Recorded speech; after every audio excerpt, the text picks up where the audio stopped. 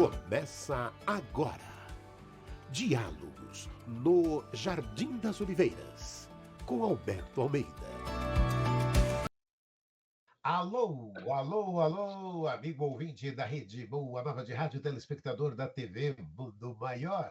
Gratidão, gratidão, gratidão. Estamos começando mais um programa Diálogos do Jardim das Oliveiras. Alberto Almeida, tá tudo bem contigo, amigo? Grande Damião, a alegria de podermos estar juntos outra vez. Por aqui, por Belém, tudo bem, até rimou. Espero que também esteja aí por São Paulo, nessa mesma batida. Como é que está por aí, querido?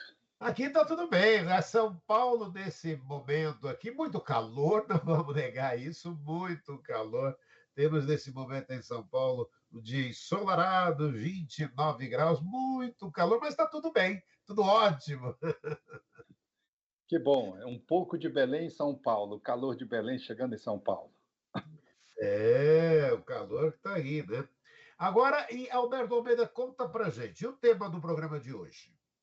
Então, o que você tem feito com a sua agressividade? Olha a reflexão de hoje. O que você tem feito com a sua agressividade? Então, vamos acompanhar a partir de agora, Alberto Almeida. Caros amigos, é muito importante nós avaliarmos e analisarmos a agressividade. Todos temos uma pulsão de energia agressiva, quer queira, quer não, faz parte da nossa estrutura interior, da nossa natureza. Aliás, faz parte da natureza como um todo. Desde os vegetais mais singelos, nós vamos perceber a manifestação da agressividade através, por exemplo, dos espinhos ou das espículas de uma acácia. Uma roseira com seus espinhos fala da sua agressividade. Poderíamos dizer o que não seriam das rosas se não fossem os espinhos, porque eles protegem as roseiras, mantendo as rosas através desse instrumento de autoproteção. O tanino, por exemplo, em alguns frutos, protege dos pássaros para que os frutos não sejam devorados precocemente. E assim, vamos ver, por exemplo, a chamada mimosa pudica, quando você toca nela, ela faz o encolhimento das suas folhas, diminuindo o volume da sua expressão, a fim de fugir dos herbívoros. Aquela famosa planta que a gente chama coloquialmente de Maria fecha-porta. A gente toca, nesse estímulo mecânico, todas as folhas se encolhem. Isso são movimentos que falam da agressividade e de um movimento de recolhimento que falam da fuga, do medo. Todos temos. Os animais apresentam nas suas diversas manifestações a agressividade posta como mecanismo de proteção ou como mecanismo de autopreservação. Quando olhamos, por exemplo, um animal que caça para manter a sua sobrevivência, ele vale-se da sua agressividade. Ou então, quando ele foge enquanto está sendo caçado por alguém, por um outro animal que na escala zoológica esteja acima dele, e ele foge, ele está usando a sua energia também de agressividade para a fuga. Assim podemos dizer que todos temos essa energia agressiva inerente, fazendo parte da nossa estrutura filogenética. Quando nós herdamos no processo evolutivo essa manifestação colocada por Deus na natureza, que está desde a bactéria, que fica esporulada quando no movimento de agressividade do ambiente, ou que se multiplica no movimento de agressividade prospectiva, fazendo com que, enquanto uma flora, por exemplo, na garganta, elas se multiplicando, possam fazer valer a sua experiência de vida, gerando para aquele que é o hospedeiro uma infecção. Tudo na vida nós jogamos nesse movimento pendular de luta e fuga. Assim, os seres humanos que somos, também temos energia agressiva. Dependendo do processo educativo, nós manifestamos essa energia agressiva ou não. Manifestamos de uma forma mais expressiva ou encolhemos essa energia agressiva procurando suprimi-la. De modo que poderíamos bem assim afirmar, dependendo da forma como a gente maneja essa agressividade, ela pode se manifestar através dos nossos comportamentos explosivamente, ou ela pode, engolida, manifestar-se implosivamente. Nós implodimos quando essa energia agressiva é usada de uma forma negativa. Sim, porque a agressividade em si de uma energia da natureza, ela não é em si mesma negativa. Ela tem um objetivo providencial na preservação dos seres, na autoconservação, na defesa, na alimentação. Então, ela faz parte da natureza e tudo que faz parte da natureza é bom. Todavia, dependendo de como fazemos com essa agressividade, ela pode ser perniciosa, negativa, redutora, sofrível, adoecedora, ou ela pode ser muito positiva, construtiva, prospectiva, enaltecedora, dependendo de como a gente lida com ela. Assim como a energia elétrica em si mesma, ela é positiva.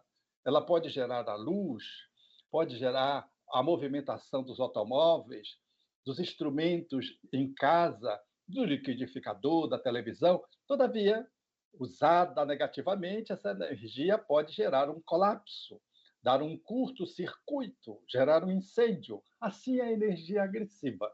Vivemos num mundo em que a energia agressiva tem sido manejada nem sempre adequadamente. E quando ela manifesta-se negativamente na sua expressão, ela traduz-se como irritabilidade, às vezes demasiada, ou como cólera, que nos leva muitas vezes a explodir oralmente diante de alguma injustiça, por exemplo, ou de alguma demanda externa, ou ela pode se manifestar como um surto de raiva e gerando, na sua forma violenta de se expressar, um caos em torno, porque com uma raiva nós somos capazes de matar alguém em razão dessa energia estar descontrolada. Do mesmo jeito que engolindo uma raiva, nós podemos implodir e gerar uma alteração de toda a nossa economia orgânica, biológica, determinar o aumento da pressão arterial, por exemplo, e talvez, dependendo da circunstância de cada um, podemos até ter alterações nos acidentes vasculares cerebrais ou cardíacos, em função de uma agressividade usada negativamente, implosivamente. De modo que nós precisamos estar sempre olhando para a nossa energia agressiva para tomar ciência de que ela existe e fazermos a modulação, o manejo dela de uma forma adequada. Se estamos no controle da energia agressiva, tudo vai bem. Mas se estamos sendo arrastados por ela, tudo vai mal. Ou seja, quem é que comanda a nossa energia agressiva? É você que comanda a sua energia agressiva ou é ela que domina você? É você quem a gere, a canaliza, a orienta ou é ela em que te saqueia, te sabota, te leva a blackout? Sim, porque quantas pessoas existem que têm crises de cólera, por exemplo, várias vezes por dia, 3, 4 vezes, explosões no trânsito, em casa. Quando vão abotoar, por exemplo, uma roupa, estão tendo dificuldade de colocar o botão na casinha, então, às vezes, arrebentam o botão quando vão tirar, ou então fazem um movimento de pressão demasiadamente forte e chamam pornofonias. Isso é uma forma de poder fazer valer uma agressividade destrutiva, porque ela está desproporcional com a demanda posta. Assim, nós vamos perceber no trânsito, nós vamos perceber no ônibus, no metrô, quando alguém, por exemplo, nos empurra inadvertidamente ou tropeça sobre nossos pés, ou tropeça nos nossos pés, e de algum modo nos incomoda, nós, se não tivermos controle, podemos reagir. E dali, aquilo que poderia ser um ato absolutamente resolvível civilizadamente, transforma-se num pugilato e pode ter desdobramentos que vão acabar, às vezes, numa delegacia ou no cemitério, ou, menos mal, no hospital, em razão das agressividades com que se desdobra o comportamento agressivo em face, às vezes, de uma pequena faísca que gera um incêndio, porque não estamos bem no controle da nossa agressividade. A nossa energia agressiva, portanto, ela pode estar descontrolada. E se ela está descontrolada, nós corremos o risco de perder a saúde física, a saúde biológica, portanto, podemos perder os contactos de boas interações sociais, porque aqui e acolá agredimos as pessoas, perdemos o contato nas relações familiares, com filhos, que nos tornam a convivência insuportável, levando a rupturas afetivas, conjugais, por exemplo. Perdemos o contato com as atividades profissionais porque somos despedidos em função de um impulso. A agressividade manifesta no impulso, gera, pela impulsividade, uma fala desproporcional ou uma atitude mesmo, onde a pessoa pede a demissão de um trabalho ou pede para que alguém seja demitido em função de uma contrariedade que poderia ser resolvida de uma forma mais diplomática. A agressividade, portanto, é algo que nos assombra e ela vai tornando e tomando características mais ameaçadoras numa sociedade violenta, qual a nossa em que vivemos, aonde os direitos, quando não são respeitados, as violências são perpetradas. Temos visto nos últimos tempos quanta agressividade nas ruas, homicídios bárbaros. Esta semana que passou, aquele ciclista que foi assassinado sem nenhuma reação, sem nenhuma confrontação, por duas pessoas que simplesmente atiraram-lhe, deixaram-lhe com a bicicleta, ele caído naturalmente e morto, e levaram algum dos seus implementos, que nos parece que deve ter sido ou a carteira, ou o telefone celular, por tão pouco. Nós fazemos tão mal. E, às vezes, uma tragédia se estabelece com alguém, como esse caso citado, de um homicídio bárbaro, grotesco, de uma crueldade com requintes de selvageria, quando esses assassinatos são perpetrados ali do nada, como que. E quantas vezes e quantas ocorrências se dão dia a dia por pequenas coisas, por pequenas contrariedades ali no supermercado, às vezes numa agência de atendimento ao público, alguém que não se sente atendido devidamente ou que tem o seu direito não observado, a pessoa, para reivindicar o seu direito, vale-se da agressividade e extrapola, perdendo assim também o seu direito, porque invade o direito do outro para reivindicar o seu e acaba por gerar um desconcerto, uma violência, exigindo a presença, hoje, nas agências, de um modo geral, de policiais, de seguranças. Assim está nos restaurantes, por exemplo, nas farmácias. Nós vivemos momentos muito difíceis, porque a agressividade é uma energia que se manifesta pela boca, pelos punhos, não se manifestam só pelas armas. E ela se manifesta também como uma energia contagiante, altamente negativa, que pode gerar um campo que, pelo desconforto, induz os outros também a uma resposta agressiva.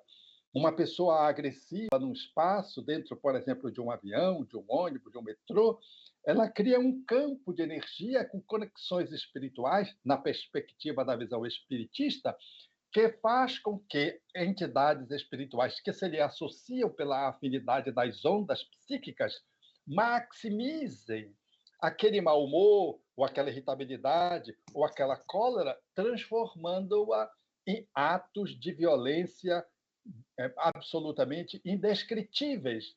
Todos os dias isso acontece. Mas há uma agressividade mais surda, mais vil, que se esconde. É alguém que, dominado pela energia agressiva, odeia. O ódio é uma das manifestações da agressividade surda que gera as guerras, que determina os assassinatos às escondidas, planejados friamente.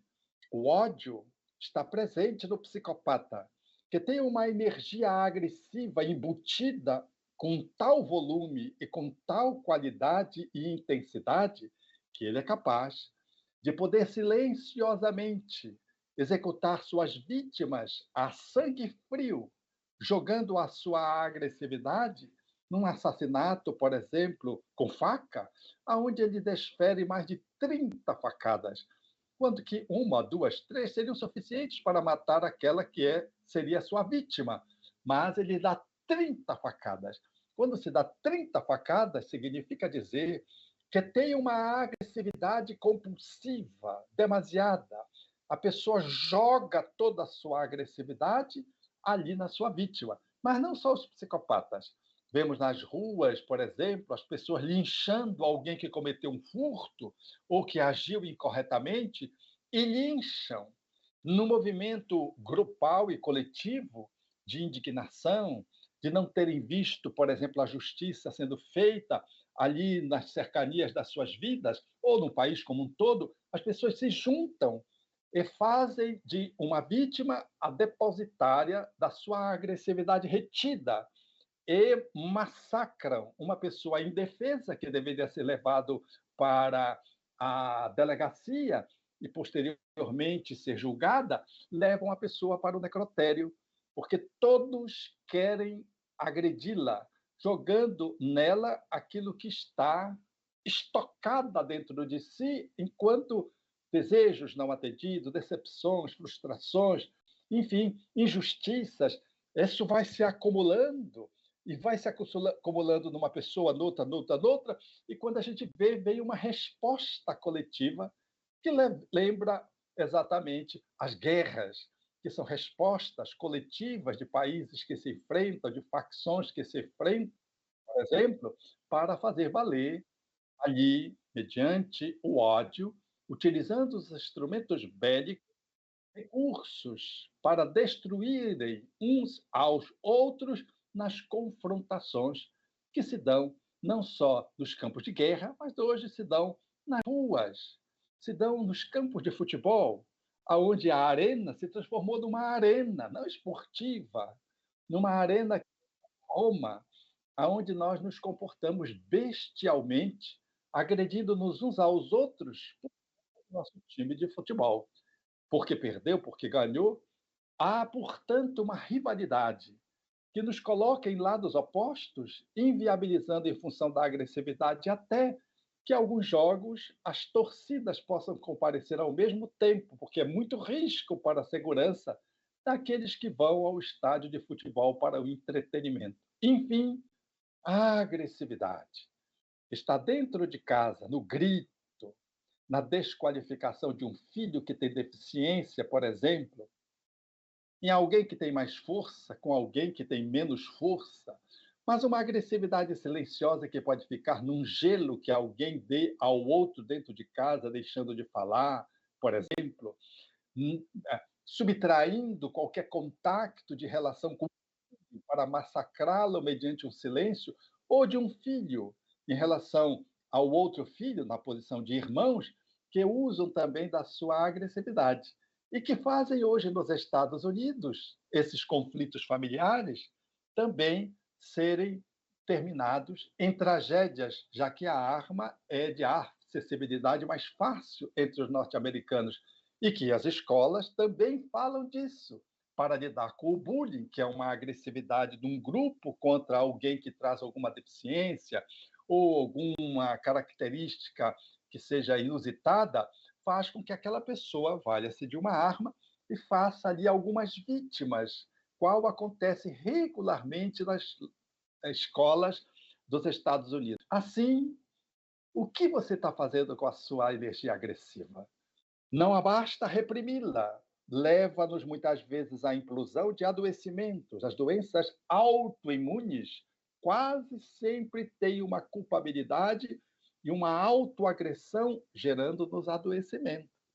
Na minha prática profissional, quantas vezes as regressões de memória fazem-nos acessar esses núcleos de agressividade retida no qual a gente se pune por algo que a gente não se perdoou, gerando doenças de difícil controle na medicina e, às vezes, processos que se dão depois de um suicídio cometido numa existência posterior, doenças degenerativas também de controle muito delicado.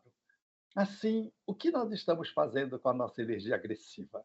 Se pudermos, todavia, alocarmos de forma positiva, se tivermos no campo da amorosidade o centramento com a nossa dimensão mais sagrada, se usarmos o recurso da oração e da meditação para nos conectarmos com o divino, nós faremos da nossa energia agressiva um móvel positivo, porque a energia agressiva não está apenas nos homicídios e suicídios, nos linchamentos, nos assassinatos que se dão nas ruas, enfim, nas tragédias do cotidiano. Ela se dá positivamente também no heroísmo.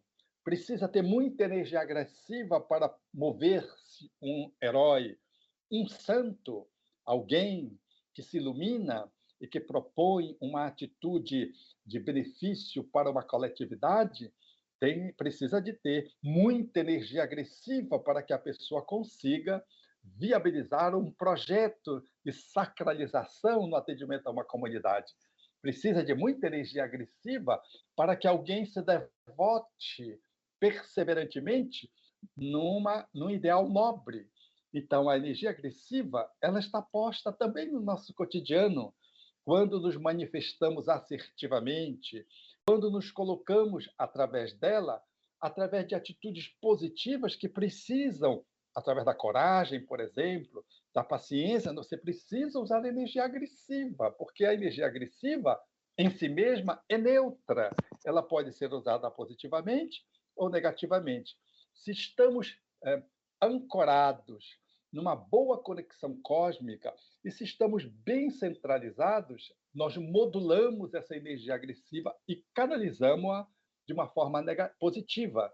Mas se, ao invés disso, estamos disfuncionais, perdidos, sem rumo, sem sentido existencial, sem um bom significado para a vida, nós desbordamos a nossa energia agressiva negativa, destruindo pessoas, lares, o nosso próprio corpo, a nossa própria família, a nossa própria atividade profissional e promovemos o caos. Mas, inversamente, podemos promover o cosmos, se soubermos fazer o manejo dessa energia agressiva positivamente para a vida.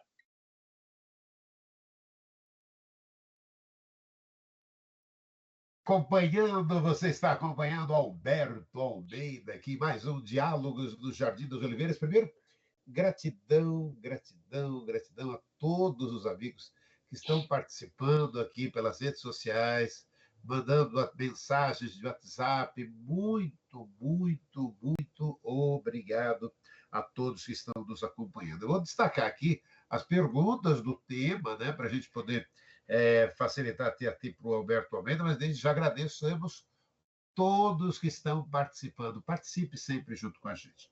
O Paraguaçu Silva ele diz o seguinte: amigo Alberto Almeida, o quanto temos dificuldade em domar nossos impulsos agressivos. Aí me lembro da mensagem do apóstolo Paulo: toda vez que penso em fazer o bem, estou fazendo o mal. E a Cineida de Paula: Alberto Almeida, me diga como trabalhar essa agressividade antes dela explodir, Alberto Almeida.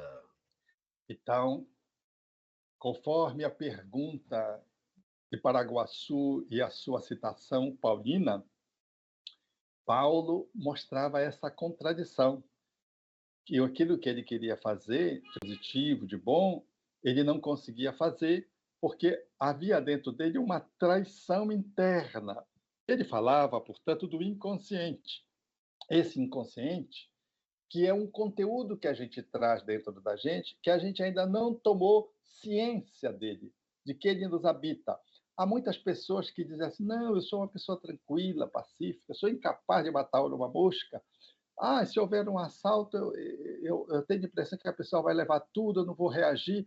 Aí lá acontece um assalto, a pessoa sai correndo atrás da outra, briga, se agarra, grita, faz um escarcéu. Ela mesma depois se assusta com o comportamento que ela teve.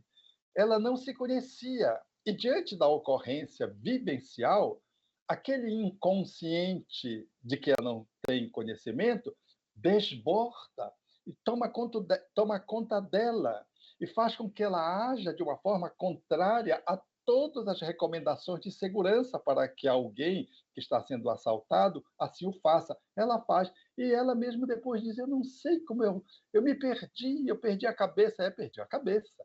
Quando a gente perde a cabeça, a gente perde a racionalidade, a consciência e faz coisas, às vezes, absurdas, seja numa circunstância como essa do assalto, mas seja também como quando alguém, por exemplo, nos fere a dignidade, ali socialmente, num restaurante ou no espaço público qualquer, e a gente tem uma reação que depois mesmo a gente fica avaliando o quanto a gente foi desproporcional em relação àquilo que a gente esperava da gente mesmo. Eu lembro-me certa vez de uma amiga que também tinha essa proposição de que ninguém levaria as crianças, os ditos equivocadamente pivetes, se batessem na a bolsa, ninguém levaria, porque ela ia atrás até no inferno. E ela tinha uma tia que dizia exatamente o contrário, de que ela ficaria paralisada. E, coincidentemente, as duas andando na cidade de Belém sofreram um assalto. E se deu exatamente o oposto do que cada uma presumia para si mesma. Essa jovem, que dizia que sairia correndo atrás do assaltante, ficou paralisada. E a tia, que dizia que ficaria paralisada, saiu correndo atrás do assaltante, que saiu numa bicicleta motorizada. Pegou um carro, perseguiu, foi na delegacia. No outro dia, foi na delegacia para ver as pessoas que tinham sido presas, para ver se ela encontrava. E eu fiquei olhando nas duas narrativas que tive a oportunidade de conversar com uma e que outra alternadamente, como nós não nos conhecemos. Então, Paulo falava disso. A gente tem vontade de ser de um jeito e reage de outro. Então, o autoconhecimento, para já responder a segunda pergunta, ele é necessário para que a gente possa evitar as surpresas, porque as surpresas vêm do desconhecimento daquilo que trazemos dentro da alma, psicologicamente embutida dentro de nós mesmos e que passamos batidos sem saber. Então, é necessário autoconhecimento para evitar as atitudes não reflexivas, porque o ideal é pensar, refletir antes de agir. Não é agir e depois pensar no que fez, porque isso é instintivo. Esse processo impulsivo, ele nos leva a cometer muitos delitos, porque se está conectado com a agressividade, pode nos levar a ter comportamentos muito desproporcionais e equivocados, colocando em risco a nossa segurança e a segurança de quem está conosco e daquele para quem nós voltamos essa agressividade. Então, autoconhecer-se é a necessidade do dia a dia para termos uma melhor previsibilidade de automanejo da nossa agressividade, porque não sabemos qual circunstância vai nos tomar amanhã, porque a gente acha que é muito pacífico, mas se ofenderem o teu filho ou agredirem o teu filho, o que você é capaz de fazer? A gente vê os comportamentos na rua, pessoas às vezes que perdem a vida, porque saem correndo atrás do assaltante que quis roubar a filha, não roubou. Quer dizer, poderia ter deixado de lado, mas sai correndo e leva um tiro absolutamente desnecessário. Então, autoavaliar-se, autoconhecer-se, é procurar sempre pensar, refletir antes de agir, é de bom tom. A circunspecção, que fala dessa atitude de olharmos de uma forma mais sistêmica a ocorrência, a circunstância, o desafio, o fato ou o conflito, para escolhermos as melhores estratégias que haveremos de tomar. É lógico que há circunstâncias que estão ali em cima da bucha, tendo que ter uma atitude, e essas, naturalmente, elas estarão subordinadas àquilo que a gente já trazemos como bagagem espiritual. Mas na vida, muitas vezes, mas muitas vezes, nós poderíamos ter evitado de ter agido desse ou daquele modo se tivéssemos um pouquinho de tento e aberto espaço para reflexão, para análise, antes de tomarmos um comportamento que se tornou, às vezes, impulsivo e nocivo. Às vezes, 1 minuto, 3 minutos, às vezes, precisamos de um pouco mais para refletir se o que fazemos. Esses minutinhos, eles são saudáveis, ao invés de simplesmente reagir. Uma coisa é agir e a outra coisa é reagir. Na ação, envolve uma reflexão. Na reação, é puro instinto. Você está acompanhando o Diálogos do Jardim das Oliveiras. Hoje o tema, o que você tem feito com a sua agressividade? Participe junto com a gente. 2 perguntinhas mais aqui, Alberto Almeida. A Maria do Carmo Fischer, Alberto Almeida, a despeito da violência, o crescimento das facções, cada dia mais séria, seria aí um karma do Brasil ou a falência do Estado em combatê-los? Paz e bem para todos. A Vânia Raiol. Alberto Almeida, foi preciso adoecer para começar a olhar para os meus sentimentos. Alberto Almeida. Então, amigos, o campo das facções e das governanças paralelas, elas nascem da inépcia do Estado que, gerido por governos inadequadamente na sua administração, não ocupam as suas funções de atender os direitos daqueles que estão sob a sua guarda, sob a sua jurisdição. Então, aquilo que é falho gera uma compensação disfuncional. Então, as facções, do ponto de vista sociológico, são organizações que vão se dando com o tempo a partir de direitos que são nos negados. E essas organizações surgem como um governo paralelo, caracterizando, portanto, as falhas das atitudes daqueles que são os administradores públicos. Elas crescem, depois se transformam em máfias, como acontece em muitos países, falando, portanto, dessa contradição daqueles que, ao invés de fazermos a gestão pública para o público, nós o fazemos em prol de uma minoria da qual fazemos parte, em detrimento daqueles que deveriam, na sua majoritária expressão, serem atendidos. Todas as vezes que um governo se faz para um grupo, para aqueles que são os meus, ficam os seus, os deles, tudo fora. E aí isso vai gerando uma discrepância. Então, sociologicamente, nós precisamos encontrar o bem público gerido por pessoas com altruísmo, com justiça social, capaz de poder fazer valer leis mais equânimes, através das quais a população encontre os seus direitos, os seus mínimos sociais atendidos. Quando isso falha, nós naturalmente observamos, então, as discrepâncias que vão tomando corpo e depois se transformam em facções, às vezes tomando o país e se internacionalizando na conta de máfias. Também isso se dá nas torcidas, onde um grupo de fundamentalista compõe as facções dentro dos clubes, nas torcidas organizadas. Mas também isso pode se dar de uma forma mais próxima, em casa. Se não atendemos, por exemplo, 1 ou 2 membros da família e atendemos os outros em detrimento daqueles 2, mas dia menos dia vamos ter surpresas, porque aqueles 2 se unem e como que formam, entre aspas, uma facção, ou seja, formam uma operação de contradição para aquela família, mostrando que aquela família não está gerindo de uma forma equânime para todos os seus membros. E aqueles dois membros começam a apresentar comportamentos antissociais, que vão na contramão de tudo quanto a família esperava obter deles, mas não obtém, porque não os atende no processo educativo. A amorosidade, quando ela falha aqui e acolá, ela gera, então, esses espaços que são ocupados pela carência, pela solidão, e que se manifestam reativamente através da agressividade destrutiva, muitas vezes, da drogadição, do comportamento, às vezes, esdrúxulo, violento, enfim, ou das psicopatias que se manifestam dentro do lar, e quando você vai ver, aquele membro estava sendo excluído da família porque tinha essa ou aquelas características e não foi incluído e não foi atendido nas suas necessidades.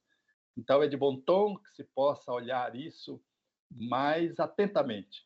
A segunda pergunta, que fala do ponto de vista do sentimento, às vezes a gente adoecemos do coração, que levamos em consideração, por exemplo, que as doenças que matam o coração é o colesterol, a gordura, o sedentarismo, o fumo, a diabetes, a obesidade, enfim, esse conjunto que a medicina hoje já conseguiu reunir como fatores que predispõem ao infarto do miocárdio. Agora, mais ultimamente, incluiu-se a tristeza, mas não se inclui ainda o ódio que guardamos no coração, a mágoa demasiada que guardamos no coração, que é o ódio de si mesmo, da culpa, ódio de si mesmo, a mágoa, o ódio do outro, o ressentimento. Isso são, no campo energético, numa visão transpessoal da medicina, gera vulnerabilidades no campo do coração, que, aliado aos outros fatores, levam ao infarto do miocárdio, ou levam a alterações outras em outras áreas do organismo, gerando, então, o adoecimento. De modo que o sentimento, aos poucos, nós vamos nos dando conta, junto com as emoções, de que eles fazem parte da saúde ou da doença, de conformidade como a gente agencia-os, e de que a agressividade usada positivamente nos faz ter saúde, e negativamente nos faz adoecer do estômago, nos faz ter o intestino irritável, nos faz ter os processos alérgicos, nos faz alterar a pressão arterial, os acidentes vasculares cerebrais, que são verdadeiras explosões dentro do corpo, demonstrando que nós não estamos adequadamente modulando as nossas emoções e não estamos cultivando os bons sentimentos. O amor sempre é renegado e nós ficamos apenas usando a cabeça. Compreendemos as situações, mas não temos compaixão para conosco mesmo e para com os outros. E aí a nossa medida de intervenção social, familiar, profissional, perece, padece, e aí a gente adoece. E fica culpando apenas os micro-organismos. Mas, na verdade, por trás de toda doença tem o doente. E todo doente adoece quando não observa as leis naturais da vida, quando guarda dentro de si ódio, mágoas, ressentimentos, impaciência, intolerância, enfim, essas coisas que fazem as nossas imperfeições humanas e que nos tornam pessoas, às vezes, imaturas e se manifestam no corpo através de enfermidades. Deixa eu trazer aqui o depoimento, Alberto Almeida, da Tereza Aquino. Eu já não tenho, graças a Deus, essa agressividade, aplicando os ensinamentos da doutrina espírita e com a terapia, mas convivo diariamente com um parceiro muito agressivo, vive alerta. Às vezes é pesado, Alberto Almeida. Sim, lidar com um filho agressivo, com uma esposa agressiva, com um esposo agressivo, é sempre um desafio ao desenvolvimento da nossa pacificação e não da nossa passividade, da nossa mansidão e não da nossa bobice, porque não podemos confundir a atitude pacífica com uma atitude submissa, subserviente. Há que se comparar e analisar muito bem cada virtude para que não se resvale na negatividade oposta à agressividade posta. Então, uma atitude, às vezes, violenta, requer uma atitude firme, mansa, mas firme, para que a pessoa não se deixe pisotear pela outra. A compreensão de pelo que a outra está agressiva nos leva a compreender e a ter compaixão para com ela, mas não nos leva a estimulá-la que ela fique pisando na gente, porque senão nós vamos ficar capachos e vamos estimular a violência do outro. A gente precisa dizer: pare, por que você está agindo assim contra mim? Você está ferindo os meus direitos, a minha sensibilidade, você está invadindo a minha dimensão interior e ferindo-me. Nós precisamos dizer para o esposo ou para a esposa, de modo que o diálogo compreensivo, necessariamente desenvolvido no cotidiano, e o exercício das virtudes, inclusive da assertividade, faz com que o casal comece a lidar com uma agressividade de um ou de ambos, de modo a que aquele relacionamento não se transforme em dois boxers verbais ou físicos, porque a agressividade ela começa pela voz, depois ela se transforma pelos gestos e culmina com a agressão física e com a morte, se não se tem de botar limites. Haja vista quantos homens e mulheres morrem assassinados por homens e por mulheres, por conta de uma agressividade que foi se avolumando sem nenhuma contenção adequada. Mas o que fica bem claro é que uma agressividade não pode ser resolvida com outra agressividade correspondente, que gera o aumento da violência. Se o meu filho é violento e eu violento ele para combater a violência dele, ele fica mais violento. Assim é com os animais, assim também é com os seres humanos. Ninguém domestica um animal massacrando, golpeando. Você, se quer educar um animal ou domesticá-lo numa linguagem mais ajustada aos animais, você precisa ter muita paciência, precisa ter tempo, precisa ter tato para poder domesticar um animal que possa ser cruento, agressivo, que se manifeste violento, para aos poucos você dominá-lo, levando-a, portanto, a um estado de segurança, porque o animal também nos agride porque se sente inseguro, se sente ameaçado. Quando ele se sente seguro e se sente amado, no cortejo do tratamento e do atendimento que o seu dono estabelece para com ele, ele apresenta uma atitude diferente. Um filho que se mostre agressivo e que é atendido com agressividade e com violência verbal ou física, ele naturalmente vai piorar. Se ele for muito pequeno, ele vai sustentar e vai sofrer, e aparentemente vai apresentar algumas melhoras circunstanciais, mas logo mais, tudo que vai sendo acumulado dentro dele voltará à tona, e ele apresentará, com juros e correção monetária aos pais, toda a agressividade e mortificações a que ele foi submetido.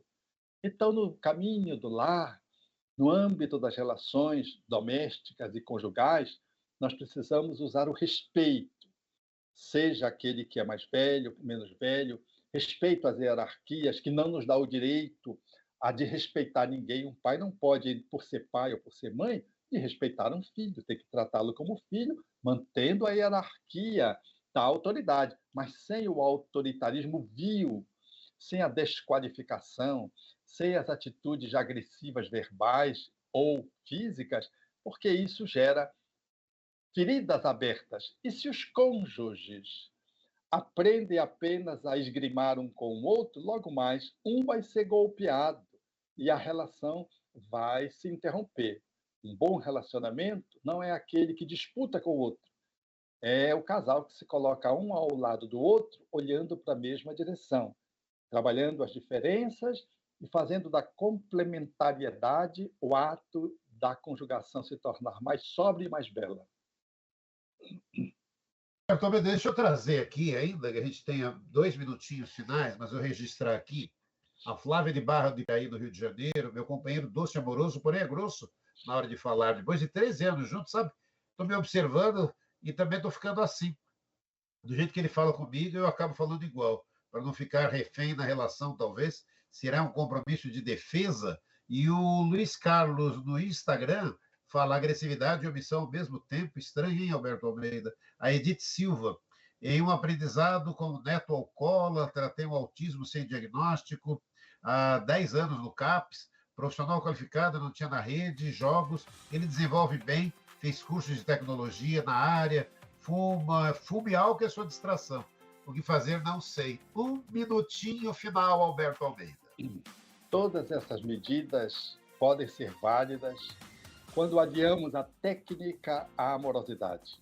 Porque do fundo, quem ama é pacífico, é amoroso, assertivo. Quem ama junta a energia à compaixão, junta a firmeza, mas não desborda para a grosseria. Quem ama consegue juntar suavidade e assertividade. Quem ama consegue manter-se austero sem precisar ferir ninguém. A amorosidade é o grande tema de carência do ser humano para buscar no caminho do meio como fazer com a energia agressiva, a fim de que possa fazer os manejos das diversas situações de vida de modo a atender os objetivos nobres que a vida nos convida. Semana que vem estaremos juntos com mais um Diálogos no Jardim das Oliveiras. Até lá, Alberto Almeida, um grande abraço e muito, muito obrigado a todos que participaram.